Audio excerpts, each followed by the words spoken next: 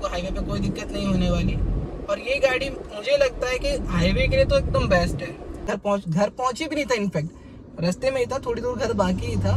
और first day में ही गाड़ी पीछे से लग गई क्योंकि सेंसर ने कुछ कहा ही नहीं। मैं ये एक ऐसा फीचर है जो कंपनी भी गाड़ी के अंदर नहीं डालती है, बट हमने लगा रखा है। हो सकता है मैं उस दिन अगर इग्नोर कर देता, उससे ज़्यादा चलाता गाड़ी को, तो आग भी लग सकती थी। Hello guys, welcome to our channel Rideverse. तो आज हम अपनी गाड़ी का ओनर रिव्यू करने वाले हैं, जिसमें मैं आपको बताऊंगा कि इस गाड़ी के क्या प्रोज एंड कॉन्स हैं और ये गाड़ी 2024 में किन किन लोगों को लेनी चाहिए। और इस वीडियो में हम और भी कुछ चीज़ें डिस्कस करेंगे, जैसे कि इसके अंदर मैंने क्या क्या मॉडिफिकेशंस करवाई हैं। तो चलिए फिर हम आपको गाड़ी की तरफ लेके चलते हैं और बताते हैं कि कौन सी गाड़ी है।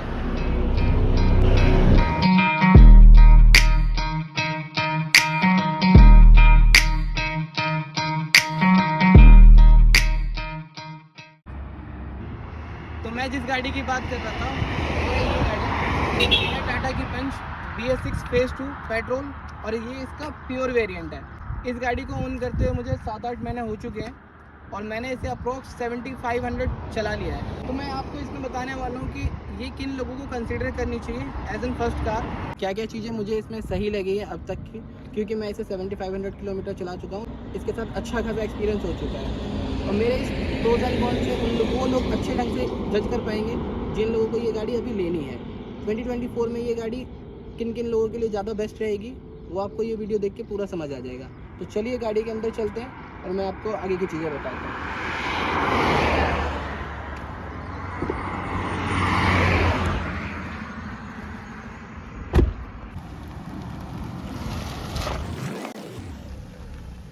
तो गाइस, हम गाड़ी के अंदर आ गए हैं और अब चलते चलते बाकी की बातें करते हैं।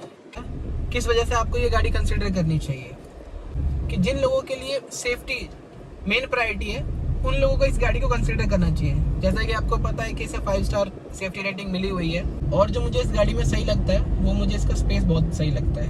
वो एक आपको एक SUV गाड़ी जैसा ही फील आएगा कि आप काफ़ी खुले खुले बैठे हुए हैं। ऐसा नहीं लगेगा कि आप किसी हैचबैक में बैठे हैं, आपके कंधे अड़ रहे हैं। इसमें ऐसा कुछ नहीं होगा।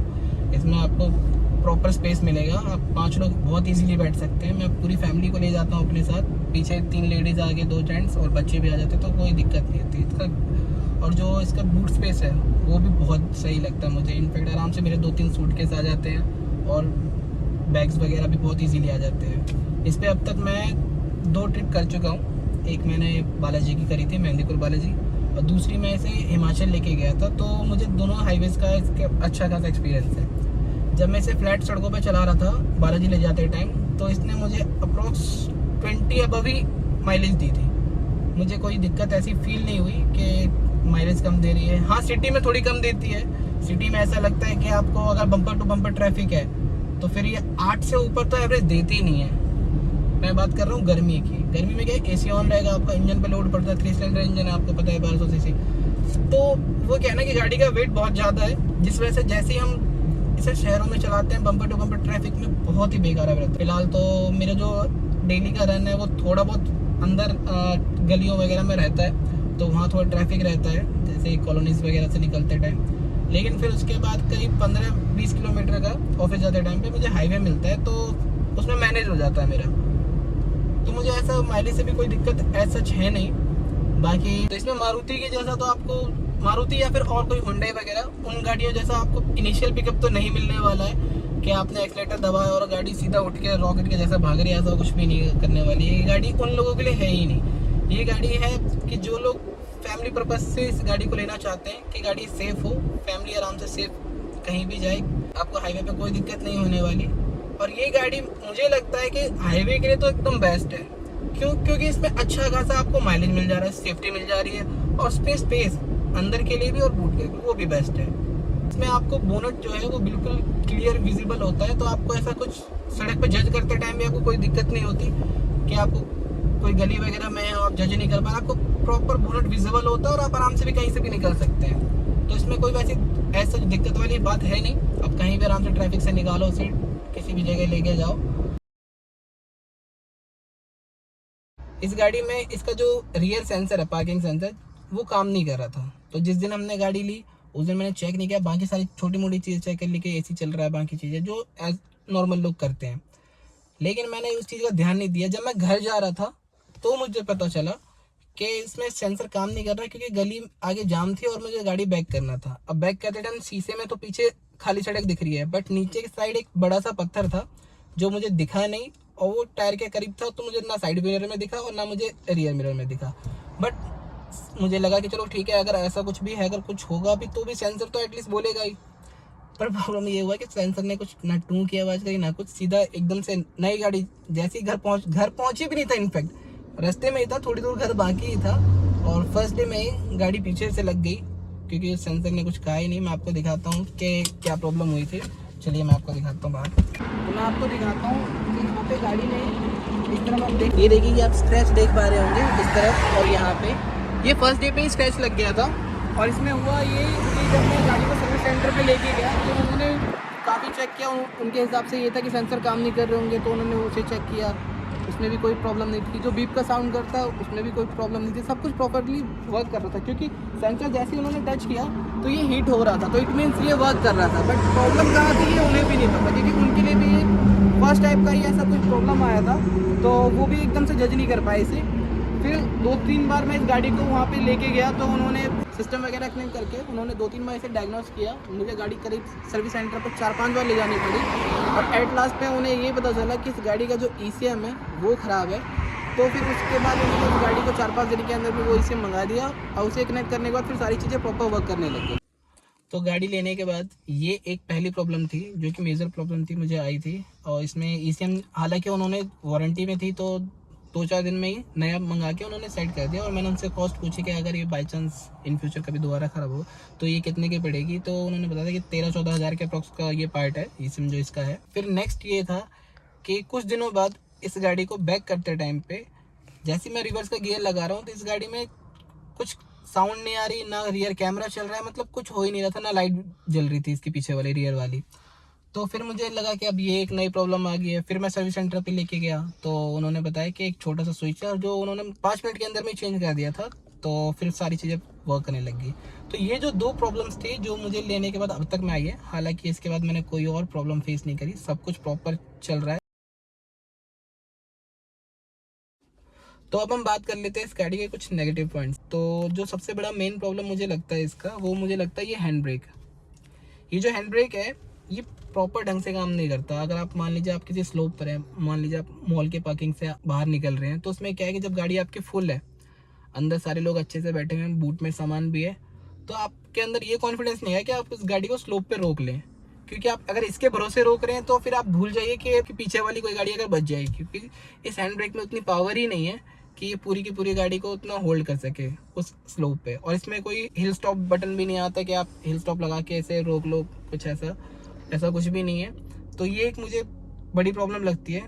दूसरी प्रॉब्लम मुझे ये लगती है कि जो इसका लॉक है, इसके अंदर इस मैकेनिज्म में कोई अलग से लॉक नहीं है, जैसे मारुति की गाड़ियों में आप देखते होंगे। इसमें क्या है कि आप जैसे एक बार खोलेंगे गाड़ी खुल जाएगी। तो ये प्रॉब्लम रहती है कि जब पीछे बच्चे बैठते हैं ना, तो वो उसे चलती गाड़ी में कैसे खोल देते हैं, तो फिर मुझे चाइल्ड लॉक लगा के रखना पड़ता है। तीसरी जो इसमें नेगेटिव चीज़ लगती है मुझे, वो है ये मिरर। ये मिरर इतना छोटा है कि आप अगर इसे देखने बैठेंगे तो उसमें ढंग से रोड भी नहीं पीछे का दिखता है कि किस टाइप से रोड में कौन सी गाड़ी आ रही है नहीं आ रही है, प्रॉपर कुछ विजिबल ही नहीं होता। ये मुझे भी चेंज करवाना ही पड़ेगा। इसके अंदर डे एंड नाइट का भी नहीं मिलता आपको कि हाँ भाई आप डे एंड नाइट भी इस पर चेंज कर रहे हो। और अब हम बात कर लेते हैं हमारे 4th नेगेटिव पॉइंट की इसकी, जो कि है ये इसका कैबिन लाइट। ऑन है ऑफ ये आपको पता नहीं पड़ेगा। अगर बाई चांस किसी ने ऑन छोड़ रखा है और अब गाड़ी आप लॉक करके चले गए, तो ये अब ऑन है या ऑफ है आपको पता नहीं। पहले चाबी लगा गाड़ी ऑन करनी पड़ेगी, फिर इसके बाद आपको इसे प्रॉपर बंद करना पड़ेगा।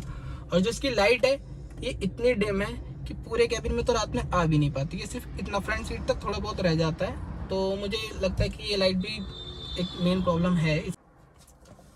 तो गाड़ी के प्रोज एंड कॉन्स तो हो गए हैं, इससे आपको समझ आ गया होगा कि ये आप गाड़ी किन मायनों में ज़्यादा सही है और किन मायनों में नहीं है। ऐसा नहीं होता, कोई भी चीज़ परफेक्ट नहीं होती, उनमें कुछ ना कुछ कमियां हमेशा होती हैं। तो वैसे ही कुछ कमियां इसमें भी हैं, जो कि मुझे लगता है कुछ टाइम बाद ठीक हो जाएंगी। और टाटा इस पर अपने आप काम कर ही रही होगी, उन्हें भी काफ़ी फीडबैक जा चुका है कि ये प्रॉब्लम है।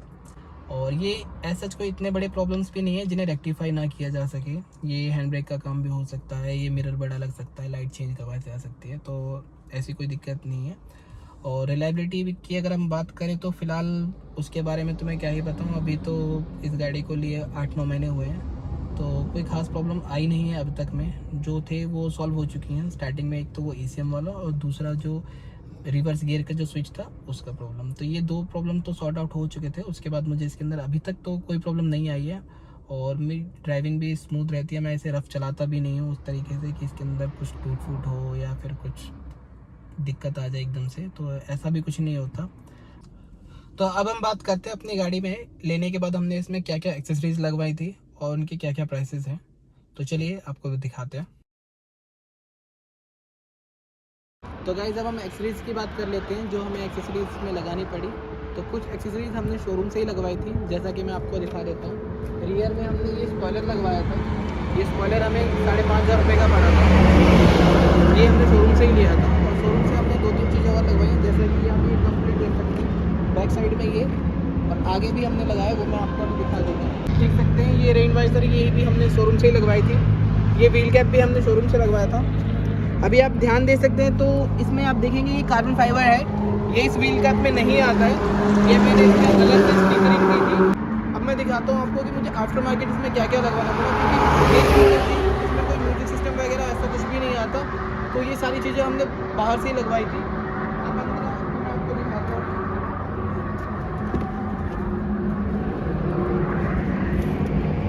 जैसा कि आप देख सकते हैं ये जो म्यूजिक सिस्टम है ये हमने आफ्टर मार्केट लगवाया था, और ये मैंने एंड्रॉयड लगवाया। इसमें 4 GB रैम और 64 GB रोम है। ये एंड्रॉयड स्टीरियो है और काफ़ी सही है। इसके अंदर आपको कैमरा रिकॉर्डिंग वगैरह 360 डिग्री कैमरा वगैरह सब मिल जाते हैं। हालांकि मैं भी कुछ टाइम बाद 360 डिग्री कैमरा इंस्टॉल करूँगा, बट इसके अंदर वो भी इंस्टॉल हो जाएगा। तो आफ्टर मार्केट हमने हैंडल में ये आप देख सकते हैं पियानो फिनिश कवर है, जो हमने हैंडल में लगवाया था, और ये साइड मिरर में भी लगवाया था। आप देख सकते हैं, आप इधर आइए। तो ये इस टाइप का प्लास्टिक टाइप में ही होता है मैट फिनिश में, लेकिन ये हमने पियानो फिनिश ऊपर से कवर अलग से लगाया, एक यहाँ पे और एक ये हैंडल पे, और तीसरा ये आप इस लॉक के पास देखेंगे तो यहाँ पे। तीनों जगह पे हमने इसे लगवाया था। फ्रंट पे और रियर में चारों के चारों कंपोनेंट स्पीकर लगवाए हैं। इसमें कोएक्सियल नहीं लगवाया हमने, हमें चारों ही थोड़े लाउड साउंड से चाहिए थे, ताकि मुझे कोई बेस ट्यूब वगैरह ना लगानी पड़े या फिर कोई एक्सटर्नल बेस का मुझे कुछ सिस्टम नहीं चाहिए था। मैं चाह रहा था कि चारों के चारों डोरों में जो स्पीकर्स हैं वही इस टाइप का साउंड दे दें, जो मुझे एक्स्ट्रा में कुछ ना लगाना पड़े। तो उसमें हमने लगाए थे पायनियर के कंपोनेंट, जो कि हमें चारों करीब 9-9.5 के आसपास के पड़े थे चारों स्पीकर। 15,000 का हमें ये पड़ा था। और उसके बाद हमने इसमें आफ्टर मार्केट लगवाया है, ये दिखा देता हूँ मैं, ये सेंटर लॉक। ये हमने RD कंपनी का लगवाया था। ये हमें 5,500 अप्रॉक्स का पड़ा था। इसमें एक ये रिमोट की और एक ये नॉर्मल रिमोट वो हमें अलग से मिला था। मैंने इसमें एक चीज़ और अलग की थी जो कि मुझे 1100 की पड़ी थी। मैंने ये जो की है, ये नॉर्मली जो करोल बाग वाले होते हैं वो ये कहते हैं कि आपकी जो ओरिजिनल की है उसी को कट करके इसमें लगाना पड़ेगा, बट मुझे मालूम था कि अगर मैं ओरिजिनल की को कट करवाता हूँ तो आगे चल के मुझे प्रॉब्लम आ सकती है। इस वजह से मैंने इसको स्कैन करवा के एक अलग से की बनवा के लगवाया। मैं नहीं चाहता था कि ओरिजिनल की कटे और कल को मुझे इंश्योरेंस में कोई प्रॉब्लम आए। तो एक ये चीज़ मैंने कर ली। ये आप भी इस चीज़ का ध्यान रखना, ये करीब 1100 के आसपास की पड़ेगी। ये ब्लेड आप अलग से स्कैन करवा के लगवाना तो ज़्यादा बेटर रहेगा, ओरिजिनल को कभी मत कटवाना। आप देख सकते हैं कि ये एक अलग से वायरलेस चार्जर ऐसा फीचर है जो कंपनी भी गाड़ी के अंदर नहीं डालती है, बट हमने लगा रखा है। आप देख सकते हैं इसका कनेक्शन जो है यहाँ से कर रखा है हमने। ये एक चार्जर है, इसमें 2 केबल्स हैं, एक तो ये डायरेक्ट केबल लगाने के लिए और दूसरा ये। और आप ये देख सकते हैं कितना सही वर्क करता है ये देख सकते हैं आप। मैं बोलता हूँ दिखाने के लिए, तो ये देखेंगे आप, चार्जिंग इसकी शो हो रही है। ये देखिए, ये अभी रेड है और जैसे ही इसे लगाएंगे ये ब्लू हो जाएगा। तो ये इस टाइप से चार्ज हो रहा है। तो और उसके बाद हमने इसमें जो लगाया है आफ्टर मार्केट, वो हमने इसके लगाया क्रेटा वाले हॉर्न्स। आप सुन सकते हैं, इसकी हमने बकेट फिटिंग वाली सीट कवर्स लिए थे। ये हमें 3500 का पड़ा था। आप देख सकते हैं इसकी प्रॉपर इस टाइप से इसे लॉक खोल खाल के इसे अच्छे से ओपन करते हैं। इसके जितने भी यहाँ पर स्टिचिंग होती है उन्हें ओपन करने के बाद ये बकेट फिट किया जाता है। तो ये भी हमने एक वहीं से करवाया था। ये हमें 3500 रुपये के चारों सीट कवर पड़े थे। कुछ लोगों को शिकायत होती है कि इस गाड़ी की लाइट है वो इनफ नहीं है आगे हाईवेज़ वगैरह के लिए, बट मैं उन्हें रिकमेंड करूँगा कि आप जब भी अपनी गाड़ी लें तो उसमें ये फॉग लैम्प ज़रूर लगवाएं। ये फॉग लैम्प और ये हेड लैम्प मिलने के बाद ना लाइट काफ़ी अच्छी हो जाती है। जब भी आप कभी करोल बाग में काम करवाएं गाड़ी का, तो एक चीज़ का ज़रूर ध्यान रखें जो ये लोग वायरिंग करते हैं ना वो बहुत बेकार करते हैं। आपको मैं दिखा देता हूँ, ये देखिए, ये जो स्पीकर्स के वायर आप देख रहे हैं, ये जो वायर है ये मैंने अलग से लगवाया था। लगाया इन द सेंस कि ये मैं खुद लेके आया था दिल्ली से अलग से, क्योंकि जो इसकी अपनी जो वायरिंग थी वो इसकी जल गई थी। और अक्सर आपने देखा होगा गाड़ियों में आग लग जाती है, उसका जो मेन रीज़न ये है ना वो इस टाइप की वायरिंग होती है। क्योंकि ये करोल बाग वाले ना हल्की वायरिंग लगा देते हैं, और कॉमन इंसान को क्या है, जिसको इस चीज़ की नॉलेज नहीं है ना, तो वो छोड़ देता है, इग्नोर कर देता है, और ऐसे में गाड़ी चलने पर वो वायर हीट होती है और जिसकी वजह से गाड़ी में आग लगती है। मेरी भी जो स्पीकर थे, ये इसके स्पीकर बार बार बंद हो जाते थे, कभी आगे वाले कभी पीछे वाले, तो मुझे बार बार वायरिंग चेंज करनी पड़ी थी। एक बार तो मैंने देखा अंदर की साइड में एक्चुअली में गाड़ी के अंदर जो वायरिंग थी उसमें आग लग चुकी थी। और अगर हो सकता है मैं उस दिन अगर इग्नोर कर देता, उससे ज़्यादा चलाता गाड़ी को, तो आग भी लग सकती थी। तो इस वजह से मैंने उन्हें ना कंप्लेंट करते हुए, क्योंकि मुझे मालूम था कि वो उन्हें दोबारा कहूँगा वो उसके बाद वही हल्की वायरिंग दोबारा से लगा देंगे। तो मैंने जो आप ये देख सकते हैं, ये वाली जो वायर लगवाई है, इसे ये प्योर कॉपर वायर है, इसके अंदर कुछ एमएस वगैरह का कोई सीन नहीं है। और ये सारी की सारी वायरिंग मैंने अच्छे से खुद से करी है। और जब से मैंने इस वायरिंग को कंप्लीट किया है ना, आप मानेंगे नहीं, स्पीकर का साउंड भी जो है ना वो काफ़ी ज़्यादा बेस्ट हो गया। अभी मैं आपको चारों स्पीकर के साउंड सुनाता हूँ, आपको पता पड़ जाएगा कि किस टाइप का साउंड हो चुका है। तो अब बात कर लेते हैं हम इसके साउंड आउटपुट की, किस टाइप से इसका साउंड आता है। मैं आपको इसका साउंड सुनाता हूँ, ज़रा आप फिर जज करना है।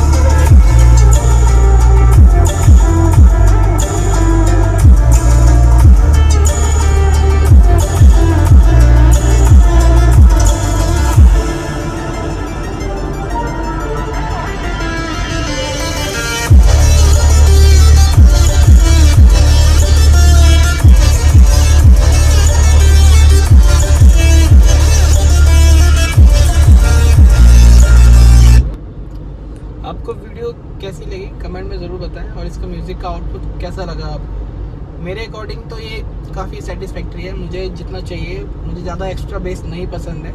हर इंसान का अपना अलग टेस्ट होता है, किन्हीं को तो इतना पसंद होता है कि जब तक गाड़ी के शीशे ना हिल जाए उन्हें अच्छा ही नहीं लगता। तो अपने अपने अकॉर्डिंग है, बट आपको इसका कैसा लगा हमें कमेंट में ज़रूर बताएं। आई होप आपको आज की वीडियो अच्छी लगी हो। अगर आपको वीडियो अच्छी लगी हो तो इस वीडियो को आप लाइक करें और अपने दोस्तों के साथ शेयर करें, और प्लीज़ चैनल को सब्सक्राइब करना ना भूलें, और उसमें बेल आइकन जरूर प्रेस कर देना, ताकि आपको हमारे चैनल पे जो भी वीडियोस अपलोड होंगी वो टाइम टू टाइम आपको नोटिफिकेशन मिलती रहेंगी। तब तक के लिए बाय, मिलते हैं आपसे नेक्स्ट वीडियो में।